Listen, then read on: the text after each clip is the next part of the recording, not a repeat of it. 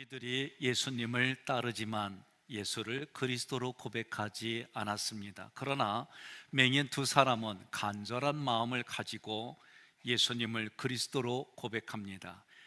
그분을 따라갑니다. 오늘 우리들에게 선포되어지는 이 말씀을 통해 각자가 예수님을 그리스도로 고백하기를 바랍니다. 또한 그리스도로 고백하면 간절한 마음을 담아서 그분께 순종하는 신앙의 삶을 살기를 권면하며 축복합니다. 본문 29절, 그들이 여리고에서 떠나갈 때에 큰 무리가 예수를 따르니라. 이 여리고 히에리코는 향기의 장소라는 뜻이에요. 그래서 예수님의 향기, 복음의 향기가 여리고에 가득합니다. 여리고에서 삭개오와 병자들이 고침을 받았습니다. 그 향기에 취해서 구원을 받았습니다. 치료를 받았습니다. 삭개오는 예수님을 영접하고 너무나도 기뻐서 누가복음 19장 8절에 이렇게 고백합니다. 내 소유의 절반을 가난한 자들에게 주겠사오며 만일 누구의 것을 속여 빼앗은 일이 있으면 내 갑절이라 갚겠나이다. 이런 고백이 여러분과 저에게 아멘이 되기를 권면합니다. 떠나갈 때에 에크포리오는 어떤 영향을 받아서 예수님이 떠나는 겁니다. 어떤 영향은 예수님이 십자가를 지셔야 되기 때문에 십자가를 지려고 예루살렘으로 올라가는 거예요. 큰 무리는 예수 그리스도를 그리스도로 고백하지 않았습니다. 큰 무리가 예수님을 따르더라. 이 따르더라 아콜로데오는 각자가 자기의 요구대로, 자기의 욕구대로 예수님을 따라갔다는 거예요. 이해관계로 따라갔다는 거예요. 헬라어가 기록된 문장을 보면 최고 앞에 기록된 단어가 중요하게 생각하는 거예요. 강조하는 거예요. 그래서 29절에는 맨 처음에 기록된 단어가 따르더라 아콜로데오, 이 동사가 쓰였어요.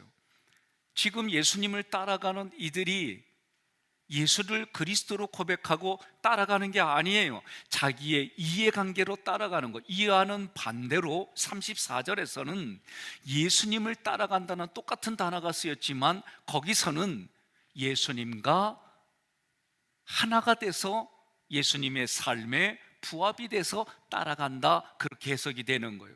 우리가 예수님을 믿는 이유가 뭡니까? 여러분, 예수님을 믿는 이유가 뭐예요? 오늘 여기 예배드린 이유가 뭐냐라고 할 때에 여러 의견들이 있겠지만 그 의견은 요한복음 17장 3절의 말씀이 돼야 돼요. 함께 봉독합니다. 영생은 곧 유일하신 참 하나님과 그가 보내신 자 예수 그리스도를 아는 것이니이다. 아멘. 30절에 맹인 두 사람이 길가에 앉았다가, 지금 여러분과 저는 예수님을 믿고 따르는 이유가 영원한 생명이신 예수님이기 때문에 그 영생을 우리에게 주셨기 때문에 따라가는 거예요. 30절에 맹인 두 사람이 길가에 앉았다고 그랬습니다. 맹인이라고 하는 이 단어는 연기로 둘러싸여 있다, 흐리다, 어둡게 하다라는 단어 티포에서 유래된 단어예요. 이 당시에 맹인을 보는 사회적 관점은 자기 죄로 인해서 하나님께 저주를 받았습니다. 그래서 눈이 멀었습니다. 그래서 불구자가 됐습니다. 그런 관점이 지배적이에요. 두 사람이 길가에 앉았다. 이 길 호도스는 생활 방식을 말합니다. 앉았어요. 카데마이는 지금 앉아있는 모습이고, 그들의 생활 방식은 자기 스스로가 경제활동을 할 수가 없기 때문에 누군가의 도움을 받아야만 살아갈 수 있기 때문에 지금 앉아있는 모습은 구걸하는 모습이다, 그런 뜻이에요. 그런데 여기서 상징하는 게 있어요. 그것은 죄인의 모습을 상징하는 거예요. 죄는 자기 스스로 해결할 수가 없어요. 죄는 죄를 해결받으려면 반드시 예수 그리스도를 만나야 됩니다. 예수 그리스도 십자가 보혈의 피로만 죄를 용서받을 수 있는 거예요. 두 번째 구절, 예수께서 지나가신 다음을 듣고 소리질러 이르되, 여기서 예수란 단어, 예수스는 여호와는 구원이시다, 여호와는 도움이시다라는 뜻이에요. 구원자 예수가, 도움을 주시는 예수가 지금 맹인들 곁을 지나간다는 거예요. 맹인들 곁을 지나간다 함을 듣고, 이 함은 우유접속사입니다. 지나간다 하는 것 때문에 지금부터가 더 중요하다, 그런 뜻이에요. 듣다, 아쿠오라고 하는 이 단어는 지금 예수님 곁을, 맹인들 두 곁을 예수님이 지나가는 거예요. 예수님이 지나가니까 사람들이 예수님이 지나간다, 저분이 구원자래, 저 사람이 능력자래, 이런 얘기가 들리는 거예요. 그 소리를 듣고 소리질러 이르되, 이 소리질러 카라조는 울부짖듯이 큰 소리를 지른다는 거예요. 이르되, 이거는 주변의 얘기들을 자꾸 들었기 때문에 이 마음에 믿음이 생겨가지고 두 맹인의 마음속에는 예수님 만나면 이런 소리를 해야지, 그런 마음으로 지금 소리를 질렀다는 거예요. 세 번째 구절, 주여 우리를 불쌍히 여기소서, 다윗의 자손이여, 이랬다는 거예요. 아유 힘들다. 주여 큐리오스는 지금 나 자신을 책임져 주실 주인입니다, 이런 고백이에요. 불쌍히 여기소서 엘레오는 지금 나에게, 우리들에게 자비를 베풀어 주세요 라고 청원하는 거예요. 다윗의 자손이여, 이 단어는, 이 구절은 메시아다, 구약으로는. 신약으로는 그리스도이다 라는 뜻입니다. 이 당시에 맹인들은 스스로 경제활동을 할 수가 없었습니다. 많은 이들이 다니는 큰 길가에서 구걸을 하는 게 생계의 유일한 수단이에요. 이 당시의 사회는, 유대인들의 사회는 맹인이라고 하는, 불구라고 하는 이 장애라는 이유 때문에 공동체에서 거절받았어요. 공동체에서 소외되었어요. 공동체에서 버려졌어요. 그런 그들에게까지도 찾아오신 예수님이 복음이다, 이 복음이 기쁜 소식이다, 그들에게도 그리스도가 기쁜 소식, 복음으로 오셨습니다. 맹인들은 이 기회를 놓치지 않았습니다. 그들이 외친 거요, 다윗의 자손이여. 이 얘기는 예수님이 하나님이십니다, 예수님이 그리스도입니다 라고 말하는 거예요. 이 외침은 예수를 그리스도로 고백하는 거예요. 그들의 고백은 단순히 치료를 받는 목적이 아닙니다. 예수의 소문을 들었습니다. 예수님의 기적을 행하는 얘기를 들었습니다. 예수님의 행하신 일, 예수님이 하신 말씀이 이들에게까지도 들린 거예요. 그런데 이 소문이 이들에게는 복음이 된 거예요. 소문을 들었지만 그 맹인들의 마음에는 믿음이 생겼습니다. 예수님의 말씀을 들으면서 믿음이 생긴다, 말씀으로 들어야만 믿음이 생긴다고 성경이 말하는 거예요. 들려진 소문으로 맹인들의 마음에는 믿음이 생겼기에 그 믿음은 삼위일체 하나님을 기쁘시게 하는 거예요. 이러한 외침에 무리들은 꾸짖습니다. 31절, 무리가 꾸짖어 잠잠하라 하되 더욱 소리질러 이르되, 꾸짖다, 이 에피티마오는 강력하게 비난했다는 거예요. 강력하게 야단을 쳤다는 거예요. 잠잠하라, 강력하게 강압으로 조용히 시켰다는 거예요. 여러분, 한번 이 상황을 나의 것으로 가져가 보세요. 내가 예수를 믿어요. 그래서 식당에 가서 예수 믿기 때문에 이 음식이 있기까지 하나님이 이렇게 써주셨습니다, 감사합니다, 예수님의 이름으로 기도해요. 내가 처음 옮기는 자리에 도착하자마자 하나님께 기도해요. 그런 모습을 보고 주변의 사람들이 여러분이 출근하고 하나님 앞에 기도하는 모습을 보고 조롱합니다. 졸고 있냐? 뭐하냐? 눈은 왜 감았냐? 이러면서 여러분들 조롱한다면 여러분 어떻게 반응을 보이시겠습니까? 포기하시겠습니까? 더 심지어 신앙의 자리를 떠나고 교회를 떠나시겠습니까? 오늘 맹인들의 반응을 보시기를 바랍니다. 이들의 반응을 유심히 살펴보십시오. 그들은 오늘 성경 구절에 더 크게 울부짖으며 예수님께 소리를 지르는 겁니다. 주여 우리를 불쌍히 여기소서, 다윗의 자손이여, 이렇게 외쳤다는 거예요. 나는 이런 모습으로 여러분들이 함께 살아가기를 권면합니다. 나의 보호자요, 우리 맹인들에게 자비를 베풀어 주세요. 불쌍히 여겨주세요. 더 크게 소리를 질렀다는 거예요.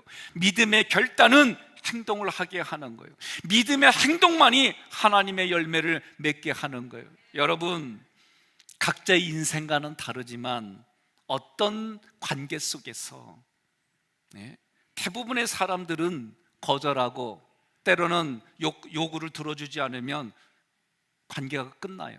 관계가 멀어져요. 그럴 때일수록 오늘 이 두 맹인의 모습을 보십시오.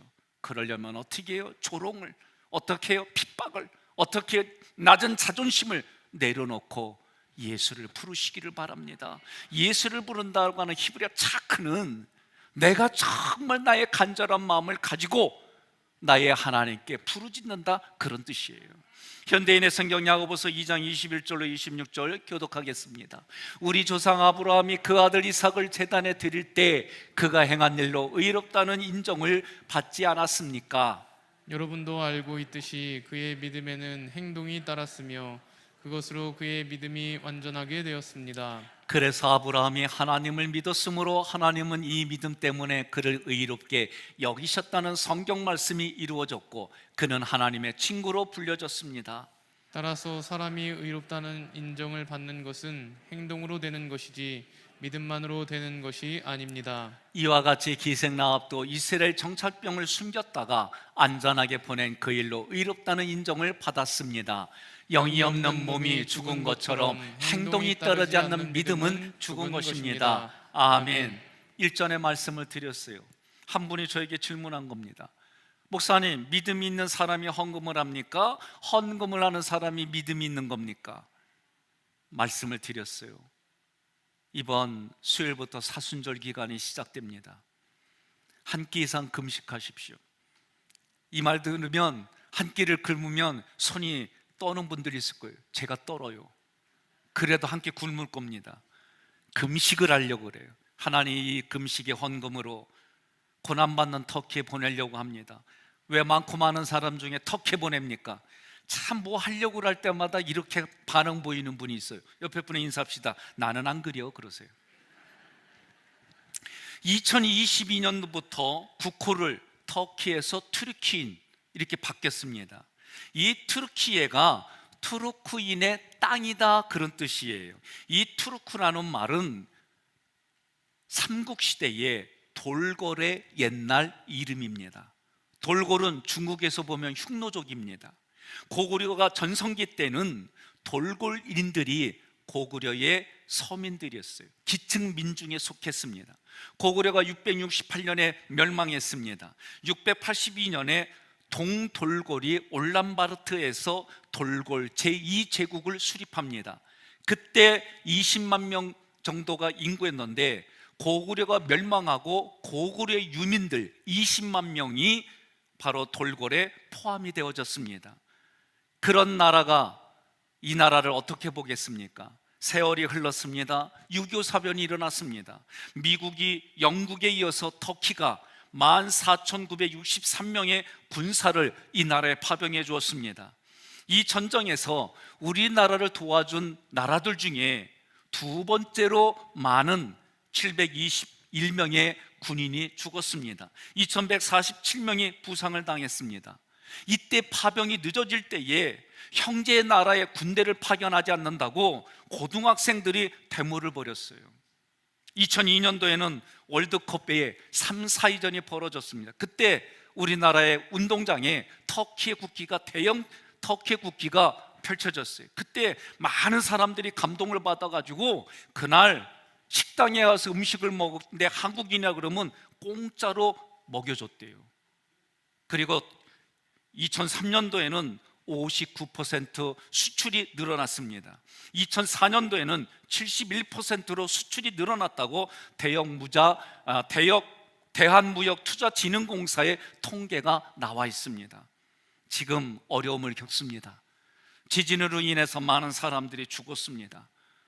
어려움을 겪는데 이런 문구가 있습니다. 당신의 커피 한 잔이면 세 사람에게 담요를 줄 수 있습니다. 그런 문구를 봅니다. 형제의 나라가 지금은 어려움을 겪습니다. 그 나라의 믿음으로 우리의 금식 헌금을 내 마음을 담아서 보내려고 합니다. 여러분들이 함께 동참해 주시기를 바랍니다. 32절에 예수께서 머물러 서서 그들을 불러 이르시되, 구원자 예수님께서 그 자리에 선 채로 맹인들을 불러서 자비롭게 말씀하시는 거예요. 머물러 서서 이 단어 히스테미는 두 가지의 용례가 있습니다. 첫째로는 사람이나 천사 같은 피조물이 주어가 될 경우에는 거룩하신 하나님 앞에 연약한 존재이다. 두 번째는 창조자 하나님께서 주어가 돼서 어떤 목적을 가지고 행하려고 할 때 이 단어가 사용됐어요. 그래서 예수님이 누가복음 7장 14절에 죽은 청년의 관에, 죽어있는 청년이 담겨져 있는 관에 손을 대시니 맨 자들이 서는지라 예수께서 이르시되 청년아 내가 네게 말하노니 일어나라 하시매, 따라서 예수 그리스도께서 머물러 서신 이유는 소란한 무리들을 보려고 한 것이 아니라 창조주로서, 능력자로서 맹인들의 눈을 고쳐주려는 목적을 가지고 그 자리에 서서, 이런 뜻이에요. 간절한 마음을 담아서 맹인들이 외쳤습니다. 그 외침의 소리를 듣고 예수님이 멈췄습니다. 이와 같이 하나님은 여러분과 저의 간절한 마음을, 우리의 중심을 보시고 응답해 주심을 믿으시기를 바랍니다.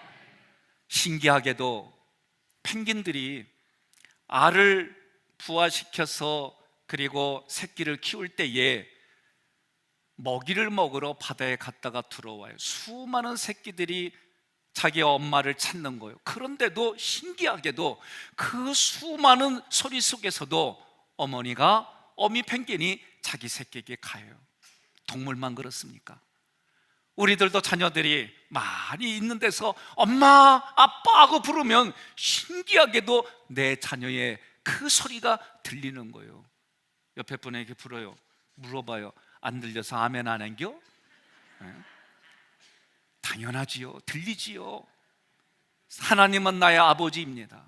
여러분들이 간절한 마음을 담아 주여, 주여, 주여 외칠 때에 주님은 응답해 주시는 줄 믿으시기를 바랍니다. 두 번째 구절, 너희에게 지금 무엇을 하여 주기를 원하느냐? 33절, 이르되 주여 우리의 눈 뜨기를 원하나이다. 예수 그리스도의 능력으로 두 눈이 뜨기를 원한다는 거예요. 이 당시에 눈을 뜨게 하는 분은, 이 당시에 맹인을 고쳐주시는 분은, 이 당시에 불구자들을 고쳐주시는 분은 하나님밖에 없다라는 시각을 가지고 있어요. 맹인들이 예수를 하나님으로 고백했습니다. 그들이 외치는 거예요. 34절, 예수께서 불쌍히 여기사 그들의 눈을 만지시니, 구원자 예수님께서 그들을 불쌍히 여기사 스플랑크는 조마이는 어떤 뜻이냐면 창자가 끊어지듯이 아파하는 거예요. 문법은 가고 수동 디포예요. 그들의 언행을 보시고 예수님이 능동적으로 베풀어 주셨다는 거예요. 그러나 더 깊이 들어가면 자비가, 불쌍한 마음이 충만한 분, 자비가 충만하신 분 앞에 마음을 담아 간절한 마음으로 부르짖었더니 주님이 그 자비를 가지고 고쳐주셨더라. 34절, 곧 보게 되어 그들이 예수를 따르니라. 이 곧 즉시 보게 됐다라는 것은 아나블레포라는 단어예요. 블레포라는 단어는 그냥 눈만 뜨면 내 망막에 보이는 거예요. 육체의 눈에 보이는 거예요. 그런데 아나블레포라고 할 때는 두 가지로 해석할 수가 있습니다. 첫째는 후천적으로 눈이 다쳤다라고 볼 수 있는 거예요. 다시 본다라는 의미이기 때문에. 그래서 보다가 후천적으로 사고를 당해서 보지 못하는 사람이 눈에 떴다라는 거고, 아나라고 하는 것은 위를 향하여라는 뜻이 있어요. 그렇기 때문에 영적으로 죽었던 이 사람이 다시 영적으로 회복되어졌다, 그렇게 볼 수도 있는 거예요. 어떤 의미가 되었든지 간에 이 사람의 눈이 열렸습니다. 눈이 열렸더니 눈이 잠긴 상태로 예수님이 하나님으로 믿고 고백하고 외쳤던 이 사람이 눈이 뜨여지니까 누구를 봤어요? 예수님을 봤다는 얘기는 하나님을 봤다는 얘기입니다. 따르니라 아콜루데오, 앞부분의 29절에 쓰였던 단어와 똑같은 단어이지만 그때의 무리들은 자기의 이해관계로 예수님을 따라갔다는 거예요. 마음에 들면 웃고 마음에 들지 않으면 인상 쓰고, 마음에 들면 받아들이고 마음에 들지 않으면 거절하고, 그런 무리가 아니라 예수님 앞에 자기의 삶을 동화시켜서 일치해서 예수님과 함께 갔다, 이게 따라가니라 그런 뜻이에요. 34절에 최고 앞에 나온 단어는 불쌍히 여기는 스프랑크디조마이가 맨 앞에 나왔어요. 하나님은 어떤 분이냐? 자비가 풍성한 하나님이에요. 그러므로 예수의 마음을 품으라는 얘기는 이러한 예수님의 마음이 내 마음 안에 가득해야 되는 거예요. 이 마음이 모든 문제를 해결하는 시작임을 믿으시기를 바랍니다. 어떤 문제 있든지 자비가 풍성하신 하나님 앞에 겸손히 나아가십시오. 하나님의 자비를 구하십시오. 하나님의 궁의를 구하십시오. 그러면 자비와 궁의이 풍성하신 하나님의 은혜를 경험하게 될 줄로 믿으시기를 바랍니다. 그렇게 되기를 권면합니다. 그런 삶을 살아가기를 예수 그리스도의 이름으로 간절히 축복합니다.